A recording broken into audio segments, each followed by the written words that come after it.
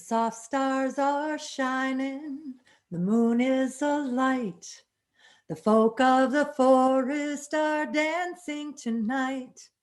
Swift, they say, is the song that they sing as they float and they sway and they dance in a ring.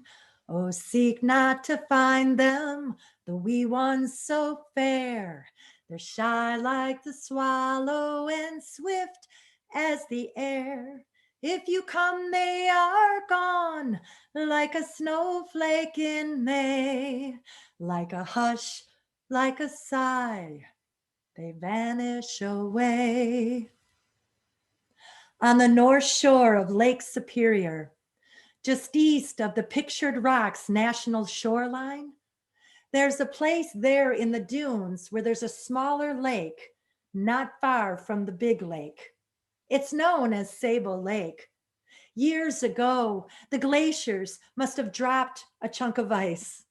And over the years, the wind and the water built the dunes up between Lake Superior and the smaller Sable Lake. And the woods surrounding Sable Lake have always been known by the original people of Michigan, the Anishinaabeg, as the Manitowoc, or the Spirit Woods. In the old stories, you will hear that in the Manitowoc there lived a little people, a fairy people known as the Pakwajinninis. The Pakwajinninis lived in the Spirit Woods in a magical land where there was always summer and only love and kindness. Well, you might be wondering, how did the people know that the Pakwajinninis were real? Well, it was the stories that the fishermen would tell. They would come back and say that they had been paddling their canoes along the shore when they heard tiny voices calling to each other in the woods, or they would often hear them singing their songs. Sometimes they would leave their canoes on the shore and go up in search, only to find tiny little footprints in the sand that led deep into the Spirit Woods, but they never dared to follow those footprints. You see, they knew that the Pakwajinninis loved to play jokes and pranks on the humans. Sometimes a fisherman would wake up in the morning and put his hat on, only to find that the little people had pulled all the feathers out of their hat.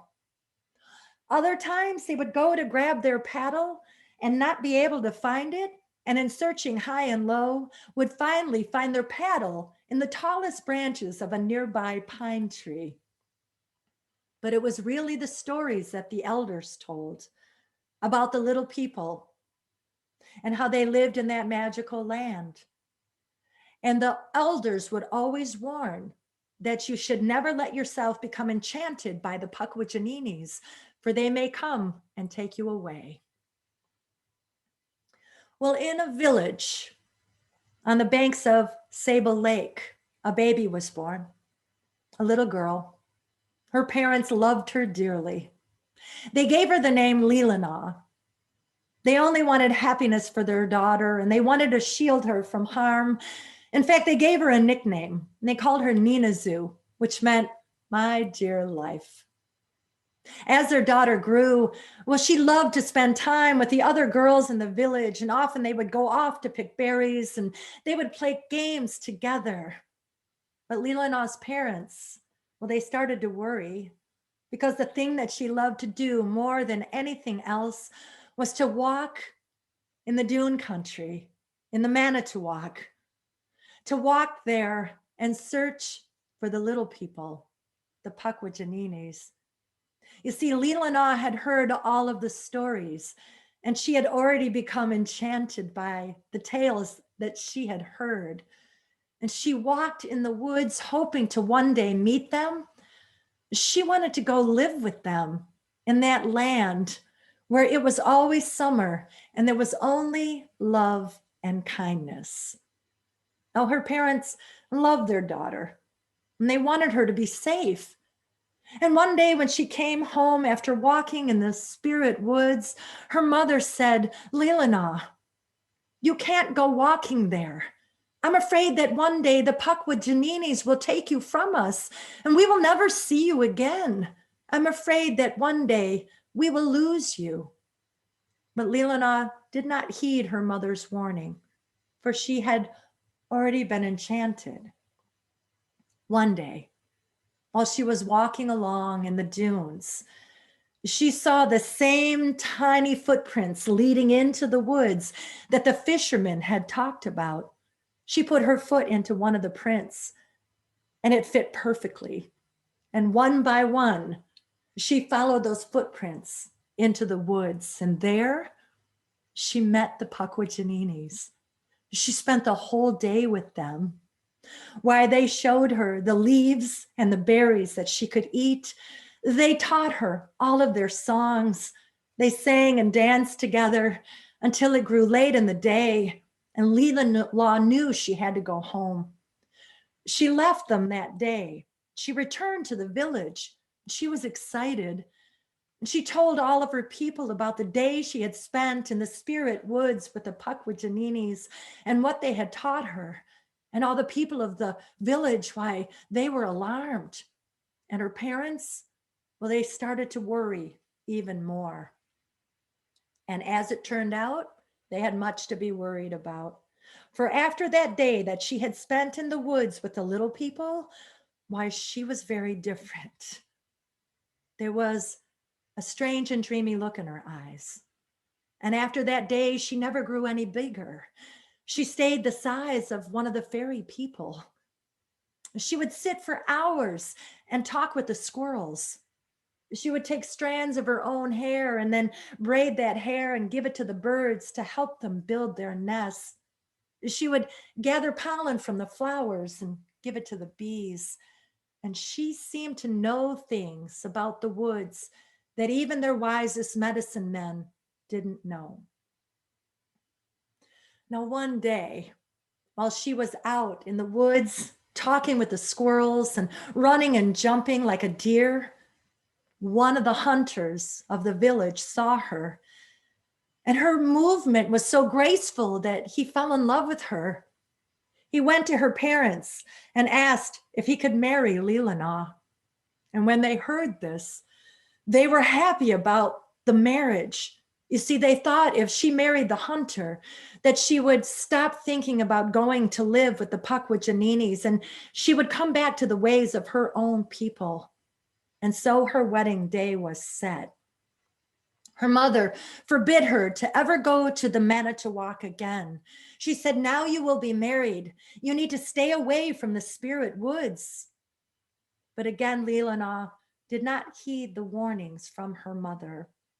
And one night before her wedding, why, she went to the dune country for one last visit.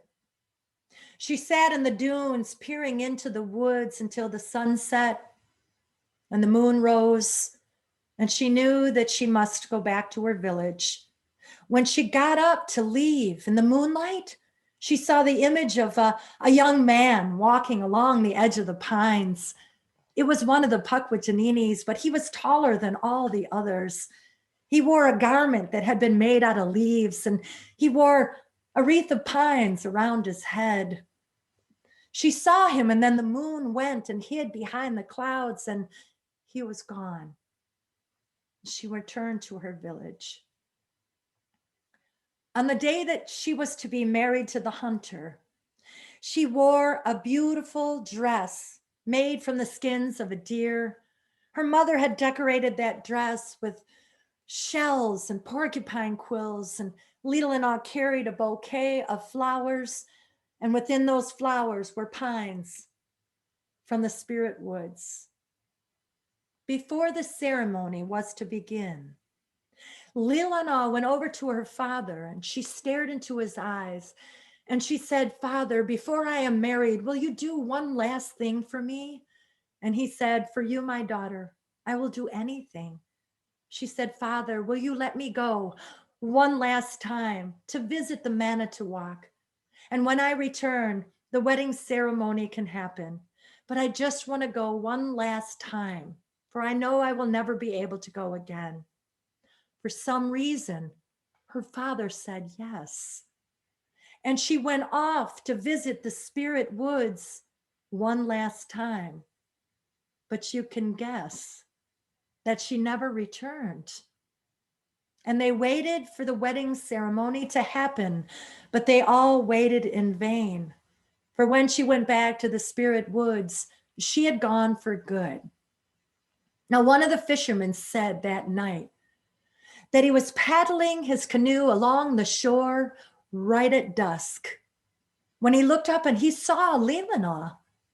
But he also saw a tall and slender figure come out of the spirit woods. A young man who was wearing a garment made from leaves, who had a wreath of pine boughs wrapped around his head. Leelanau ran to him and he took her by the hands and he placed a pine wreath around her head. And then he guided her into the woods.